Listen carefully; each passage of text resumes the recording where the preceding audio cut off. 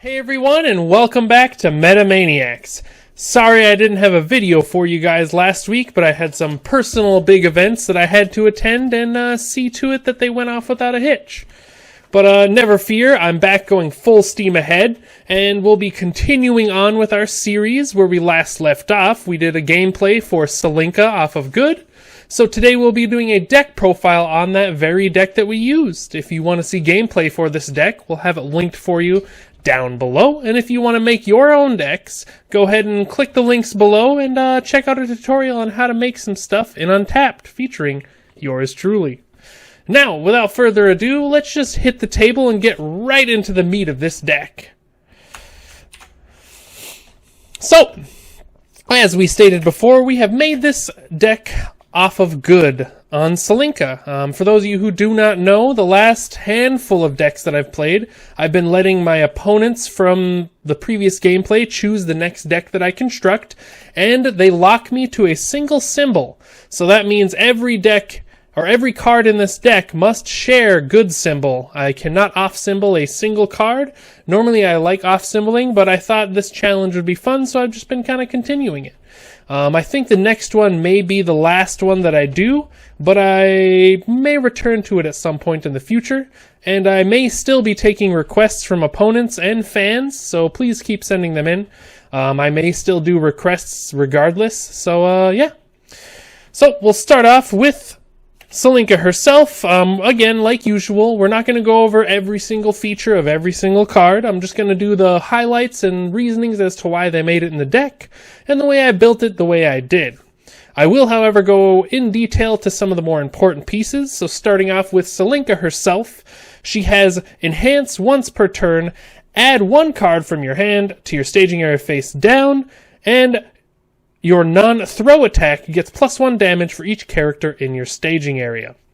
This helps you build a little bit, and it also helps you do some beefy damage later on, as we'll just kind of jump to her 2-dot, which we run 4 of. We only run 1 of the 1-dot and 4 of the 2-dots, and the only reason we need that is because it has a static ability that when it's in the staging area, it actually counts as 2 characters for your effects rather than 1.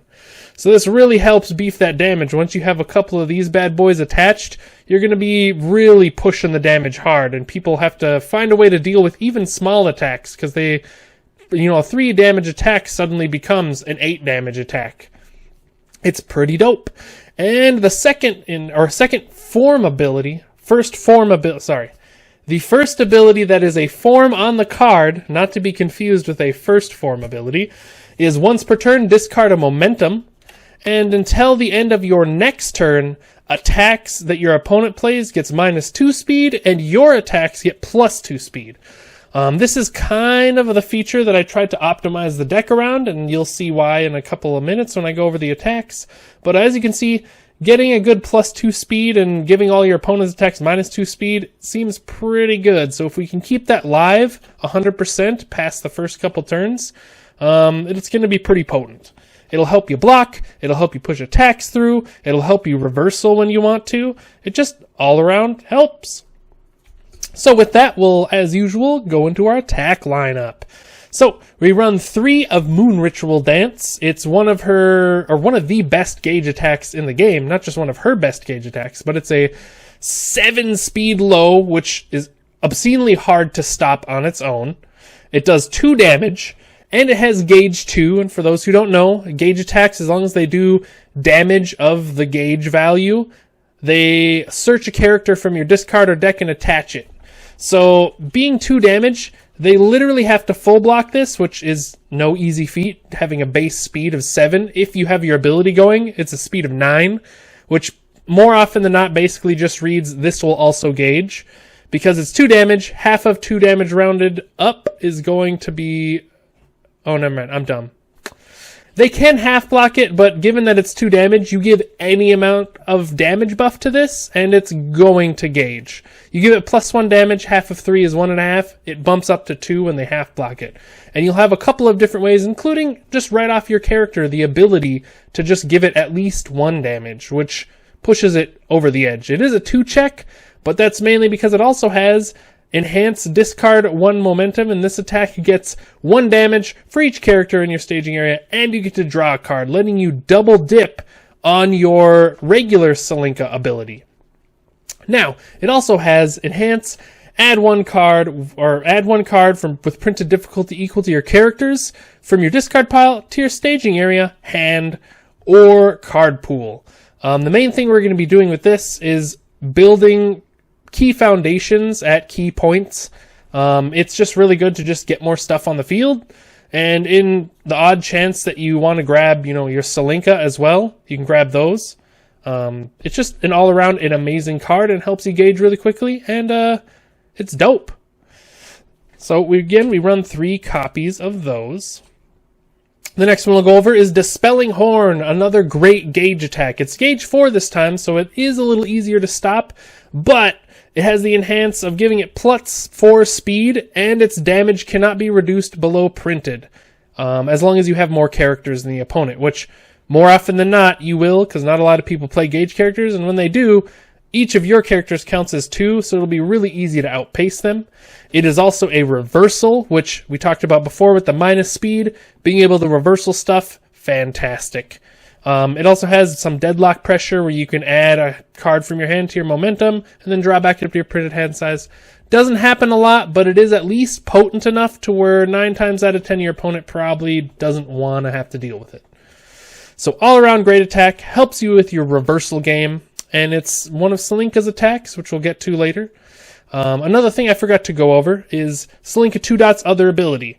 You can remove 2 attack cards from your discard pile, and if the attack in question deals damage, your opponent destroys a foundation, and they either lose vitality equal to its printed block modifier, and if it has no block modifier, then you get to add the top card of your deck to momentum, which can make almost all of your attacks. Means if they deal damage and they destroy a face down, you'll get another momentum to keep your main ability live and use it for other facets that we'll get into. So the next Celinka printed attack actually is Moonflare.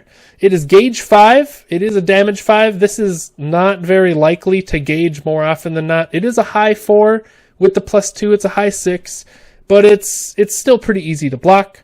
The main thing it's here, though, is if it deals damage, at least 5 damage, then it'll also burn your opponent equal to the number of characters you have. So it's pretty dope. It also has stun 2. We only run it at 3 of because it's okay. It's not the greatest, but it has ranged, and there's a couple other ranged synergy cards that I just kind of wanted to have in here.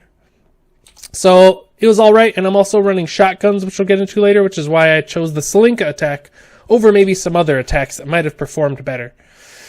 The next one, the main reason we want to run ranged, is a combo ranged attack Swift Exorcism. It's a 4 diff. It's pretty speedy at 5 high, only 3 damage, but as we said, we have multiple ways of buffing that damage.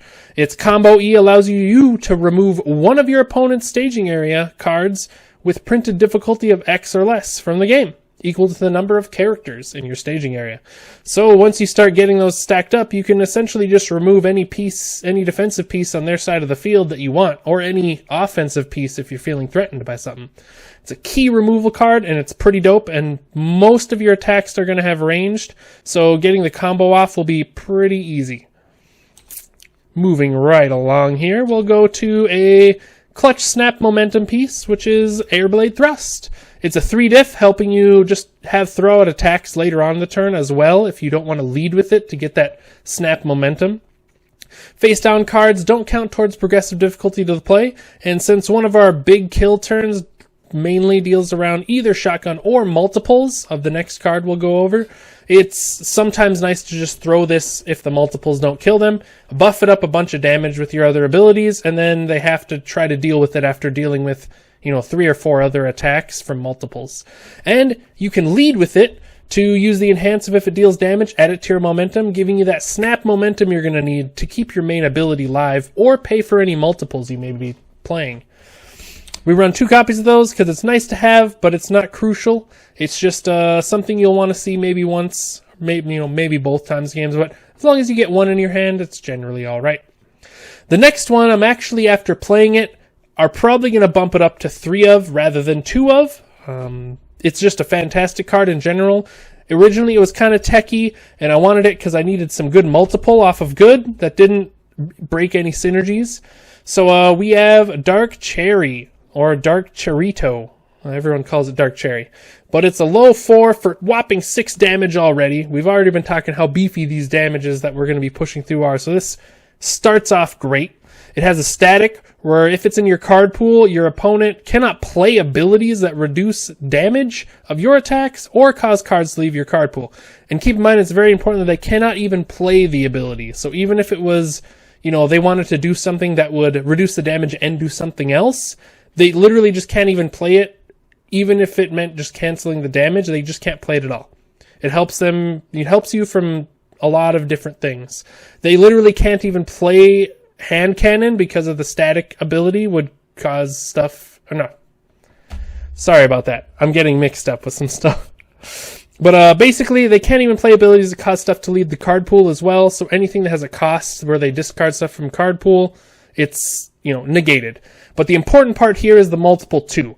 I talked earlier about how multiples can help us out, and it helps us out pretty well here because we can, jam this guy out, multiple it a few times, and then we have 3 big beefy attacks that we can also buff later with these once we kind of soak out their blocks. It has a lot of damage on it, and they can't reduce any damage past this point, so when you do decide to drop your, big +1 damage for each character, and we have some foundations up here that can buff up to 5 damage as well. You have that, you drop the multiples. They have to block the first couple because eating 6 to 10 damage is not fun. And then the last one, you just go all in and destroy them. It's pretty dope. I'm definitely a fan. The next card is going to be new song style Scarlet Meteor. I don't really need to talk about this card much. It's another momentum sink along with multiple. It gives you powerful, and on the off chance you want to destroy some assets to do stuff, you can. I'm not going to go over the novel of text here. Everyone knows it's a fantastic card. This card does work in any deck it's in. That's why it's in here. It's fantastic. Breaker card, does everything basically. The next one and last one, we have 4 of Spirit Shotgun. This is going to be the main way you're going to be killing people. We have a bunch of different ways to just give flat damage in large amounts to stuff, and Spirit Shotgun is one of the best ways to push that damage whether they block it or not. And with your +2 speed going on your main momentum ability here, it makes it even harder to block as well, even if they do try to block it. A 6 speed, shotgun coming at you for who knows how much damage is going to be a real spooky endeavor. It also has ranged, breaker, adds more damage in itself based on the printed resource values in your card pool.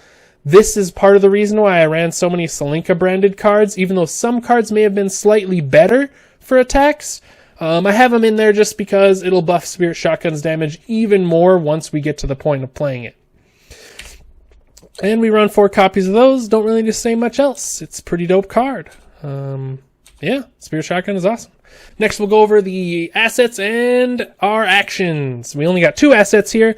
We have Soul Calibur in the deck, because why not? Soul Calibur is great. Blanking a weapon card on play is fantastic defensive ability, and it has triple infinity, which is redundant, but it's good if you're throwing a Spirit Shotgun out. It's another 3 damage for it. It's alright.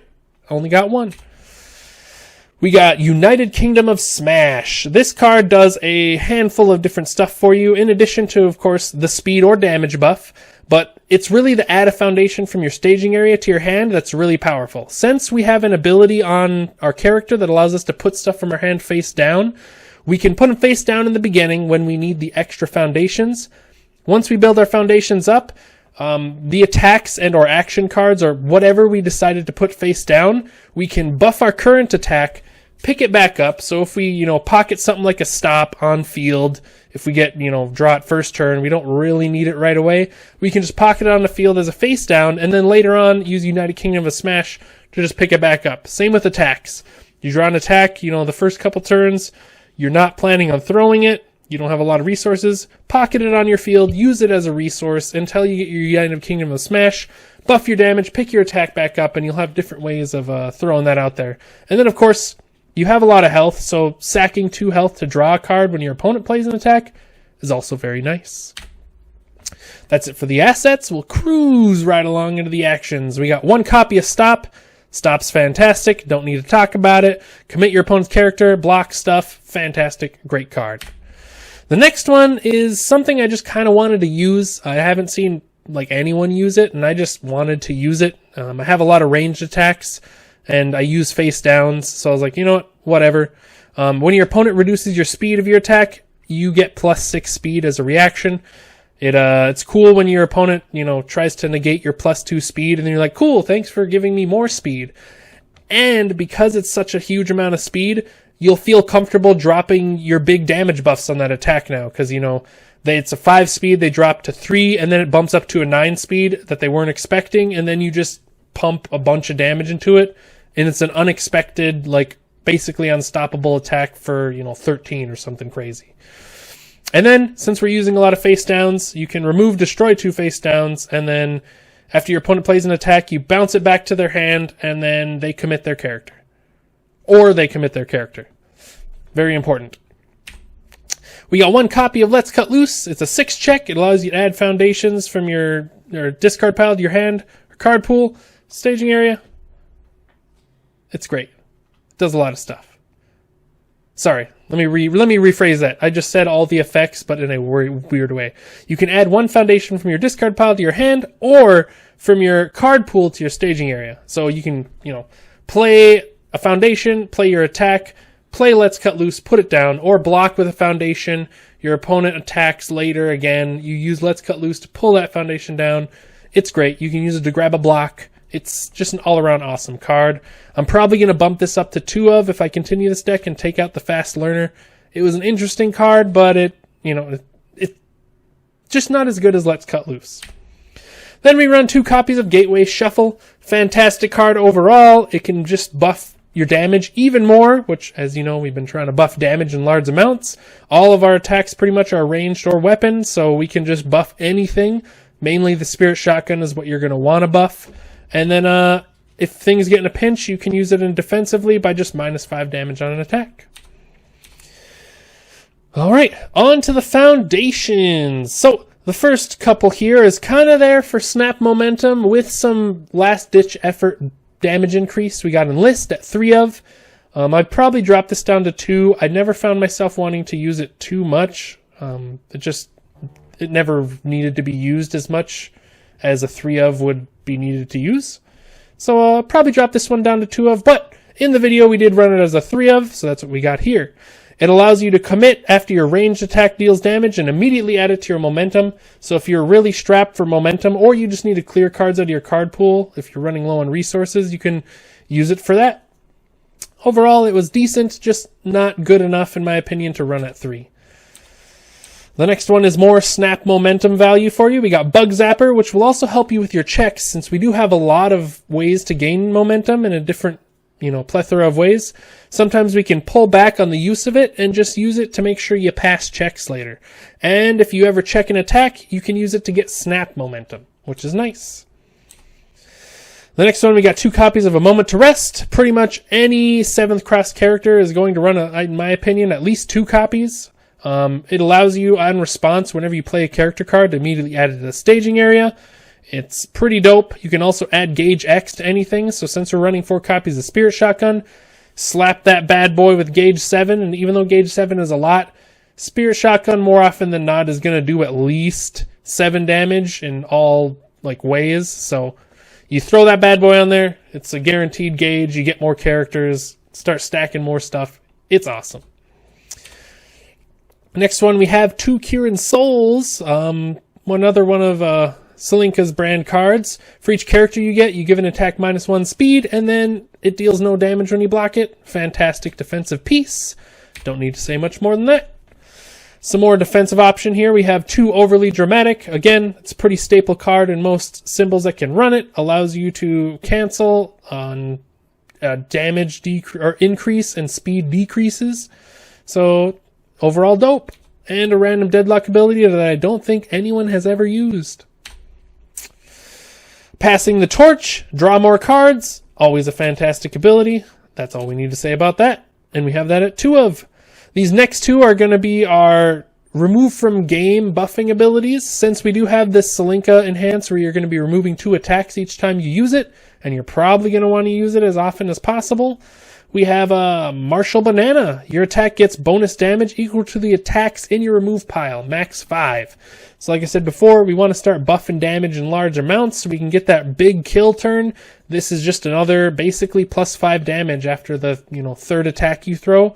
It's just going to be obscene damage. And when you put it on something like Spirit Shotgun or a Dark Cherry when it's the 3rd multiple and they've used all their blocks already, they just have to take a bunch of damage to the chin. 2 copies of those. We have 2 copies of Presidente on the House, which allows you to remove 2 foundations to give it 2 damage. It'll be great. As you're checking cards, you're going to have a bunch of foundations in your discard pile. Chances are you're never going to need them again. So you just take the ones you don't care about, remove them from the game, and get some damage. It also has Breaker 1 on it, which is, okay in a pinch sometimes. Next one, we got 2 Sense of Morals.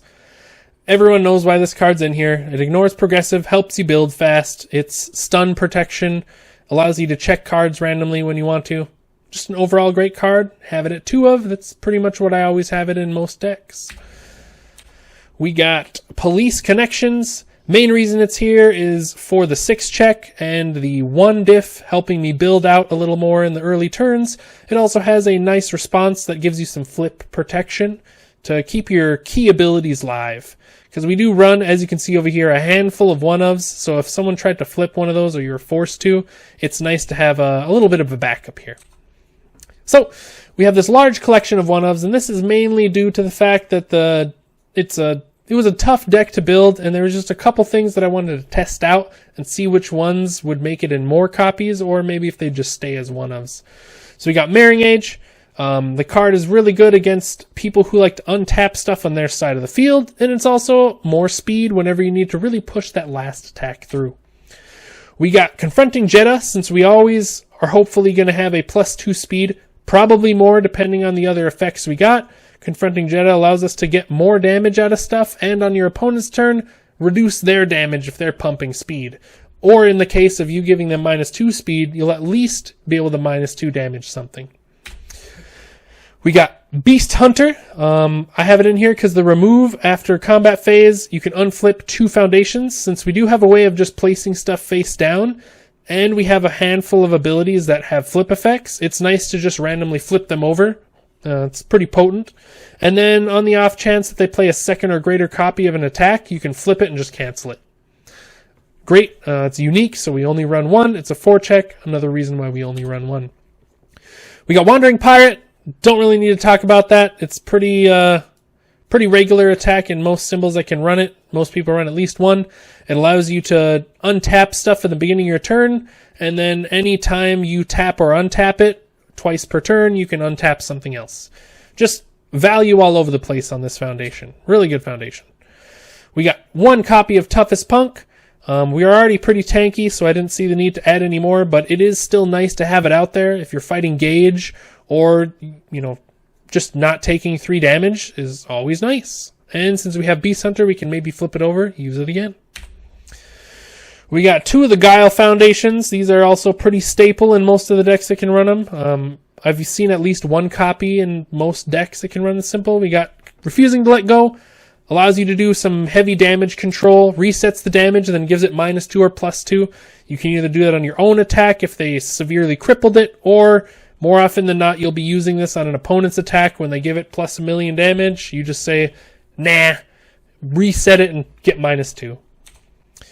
We got Pursuing a Vendetta, some more defense on your part. It cannot leave the staging area due to your opponent's effects, and anytime any of your stuff leaves due to your opponent's effects, you just cherry pick something from the discard pile and add it back in. We got Fatal Eye. This card is super value. I might add another one and maybe add another Celinka 1-dot just for more fuel for it. It lets you remove 1 character from your hand or staging area, and whenever your opponent plays an ability on a card in the card pool, not a card pool ability, just a ability on a card in the card pool. Kind of confusing there. But then you just cancel it. So, they drop their Nutcracker, they want to draw a card, you just say no. Just, you remove a character. Nah, you don't get to do that. They drop their missile launcher, pay 5 momentum. You just like, nah, no, you don't get to do that. Great defensive piece. Really awesome. Comes clutch in a lot of ways. It's even good on offense. They, stop your attack with a stop, and they try to use the card pool ability. You're just like, nah, you don't get to do that either. It's dope. A lot of uses for this card. Might increase it to a 2 of. We got Friends and Rivals. When you play an attack, you tap it, and your opponent has to commit 2 things. It's pretty great, especially since we run a handful of reversals. It's nice to reversal the opponent and then just be like, commit 2 things on your end, flips back to your turn, you play your first attack, commit 2 more things. Pretty great. Again, might increase this one to 2 of. It's pretty great overall. We got Purifying Roar. It's a Celinka card. It's just kind of here. I wanted to try it out. After an attack card is removed from the game, during your enhanced step, you get to draw a card. Card draw is always good. 9 times out of 10, once you get this attached, you're probably going to be removing at least 1 thing per turn. So drawing a card every turn just for doing what you were already going to do, it's pretty alright. And you can always remove it and remove a gauge attack from the discard pile. And this attack gets plus X, or gets minus X damage, where X is the gauge rating. We do have some spicy 4 and 5 gauge attack here. So in a pinch, you'll just be able to remove those from the discard pile, fueling your Banana Marshal, and then getting some damage mitigation. This one's, it's pretty good overall. And then we have the last card, Reunion Across Dimensions. We don't get the first enhance because we do not have Earth, but we get to commit 1 face down. This attack gets plus 2 or minus 1 damage. Since we'll have a fair amount of flip effects and we have an effect on board at all times that allows us to get face downs, I thought I might as well throw it in there, give it a shot, see how it goes, since we'll have at least 1 or 2 face downs guaranteed. And then that will wrap up this deck profile. I hope you guys enjoyed my take on Celinka, hard locked on good. Next week we will be on to gameplay with a mystery deck given by Lucas, our last opponent. So I really hope you guys enjoyed. If you're loving the content and you want more content and some exclusive, I don't necessarily want to say behind the scenes, but some bonus podcasts, or just you want to support us, go ahead and check out our Patreon, just like these fine ladies and gents have done. And I look forward to seeing you guys next week. Have a great day and take care, guys.